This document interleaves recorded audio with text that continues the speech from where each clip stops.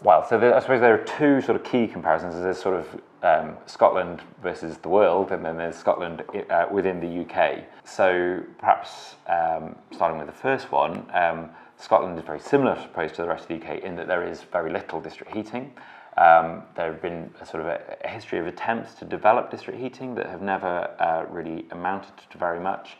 But district heating is identified as a potentially important aspect of both the ways in which heat is supplied to buildings, but also in sort of increasing flexibility in the broader energy system, essentially because district heating gives more options for cheap storage of heat. Coming from a position where there's very little district heating and trying to develop it, most district heating in Europe was developed before energy markets were liberalised. So that sort of frames broadly what the challenge is. There isn't a sort of nationalised sort of energy industry, and there isn't the kind of sort of state organisation of the development of energy systems in the same way there was in the past. So it's trying to find, particularly for district heating, because it's such expensive infrastructure, how you can create a situation that sort of sits within that liberalised framework, but still gives sufficient certainty in planning that the construction of an expensive piece of infrastructure is going to be worth it because it's going to be used by enough people over a long enough time. Then there's the question of Scotland being part of the UK. I don't know if you know how sort of the devolution works, but there's the ways in which the Scottish Government is allocated powers is that it is given competence over everything except for things that have been explicitly identified by the UK Government as being sort of reserved to the UK. So things like foreign affairs are explicitly reserved. When it comes to energy, electricity and gas are both reserved issues, but heat was never mentioned in the, I think it was 1997 Scotland Act, because it wasn't really something very significant in policymaking terms. So in a sense, heat was devolved by omission. So Scottish Government, now that heat has become something interesting, it's sort of something that's fallen in its lap.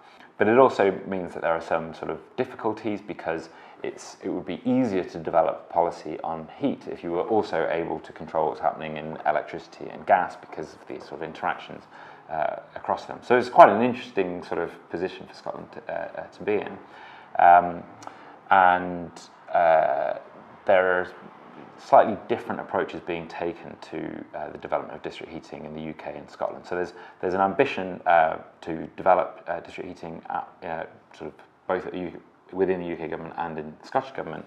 At the UK government level, the emphasis so far has been on trying to sort of use government funding to support development of district heating schemes and to then subsidise the construction of new schemes, with the intention that would stimulate a sort of a market dynamic to allow district heating to kind of stand on its own 2 feet. In Scotland, it's not hugely different because there's still sort of a lot of development work that goes on, but this question of trying to create regulatory structures and something that's sort of explicitly about energy planning, that's something that is sort of currently it's quite an early stage of development, but it's something that's being developed in Scotland before that kind of conversation is happening at the UK government.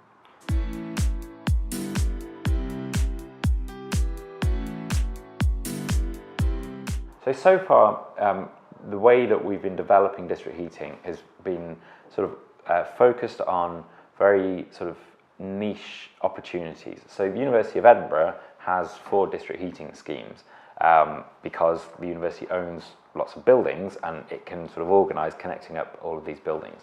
What we don't really have in Scotland very many examples of is heat networks that connect up the university and the houses that sit next door, and the museum that's owned by somebody else, and the council buildings that are owned by the local authority.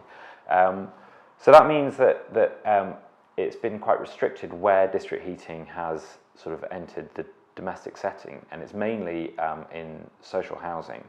And there, the outcome has been quite mixed. And again, as I was sort of saying, it's not really the technology that creates the reaction, but it's the technology and how it's being sort of brought in.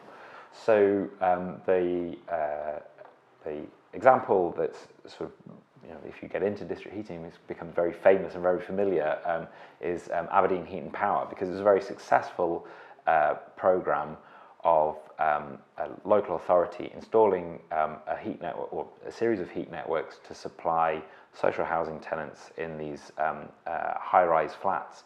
And they were taken off electric storage heating and put on this district heating scheme, and they pay much less. They pay a flat rate, so their heating charges are just collected with their rent, and they pay the same throughout the year, and it's regarded as being sort of very equitable, and there's a very high degree of satisfaction.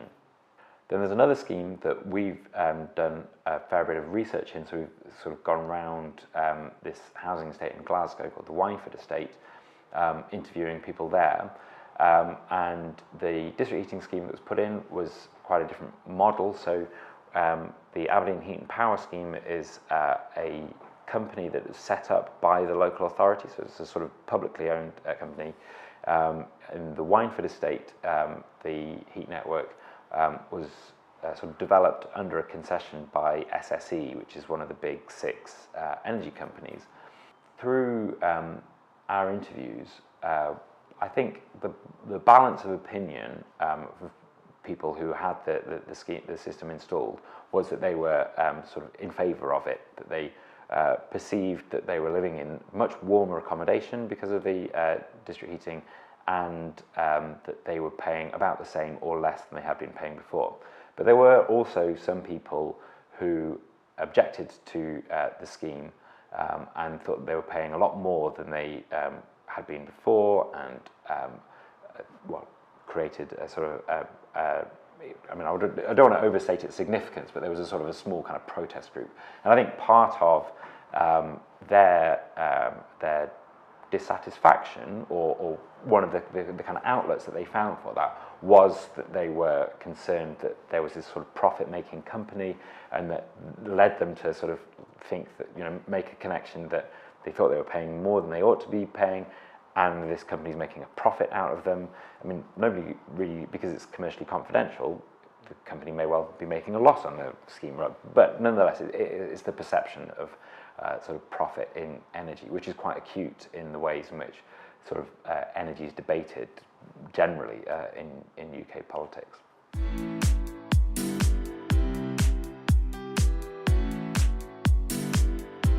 This is not research that I've done, but my reading of the research is that those calculations were conducted at a time before all of this kind of upgrade to the building stock happened. And I think sometimes in the UK we're quite bad at recognising that, although we all agree that we've got this terrible housing stock, we have actually been working on it for quite some time and sort of trying to at least deal with the worst and do the easy things like putting loft insulation into buildings. So I think it's less of a health issue, but there is still a sort of a justice and equity issue about the fact that some people struggle to pay bills generally, and energy bills is one component of that. Having sort of agreed that fuel poverty is an issue, there is then also the counter issue that one of the ways we deal with fuel poverty in the UK, or one of the responses, has been that we have a very low rate of tax on domestic energy. So we tax it at 5%, whereas the standard rate of VAT is 20%. And by taxing at 5%, the reason it's 5% is because that's the lowest tax that the EU permits the UK to put on anything that has that kind of VAT exemption. You can look at that differential between 20% and 5% as effectively a subsidy for energy, and it's very difficult to raise that tax because of the sort of the politics of fuel poverty. But by keeping the cost of energy very low, that means that low carbon technologies have to also manage to sort of supply at that very low cost, and that can be very difficult. So I personally think there is a case for us to be moving to a higher energy cost sort of energy market, and deal with the issue of fuel poverty not as an energy policy issue, but just as a poverty issue. And my sort of understanding of how the issue sort of plays out in other European countries, I think that is more common. That it's not that we necessarily have an excess of people who struggle to pay their energy bills. It's just we deal with it in a different way by trying to sort of look at the energy side rather than look at their income side.